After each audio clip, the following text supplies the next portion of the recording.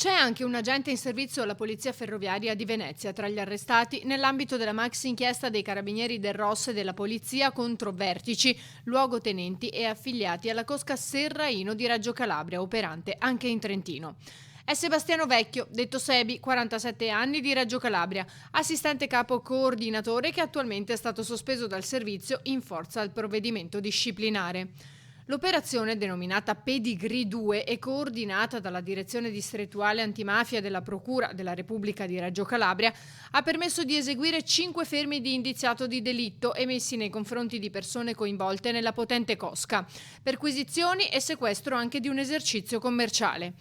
A carico dell'agente, per diversi anni consigliere e assessore comunale a Reggio Calabria, la DDA ha disposto il fermo per associazione mafiosa sulla base di plurime chiamate in correità riscontrate peraltro dagli esiti di alcune intercettazioni effettuate nell'ambito del procedimento Pedigree, dalle quali è stato delineato a suo carico un gravissimo quadro indiziario.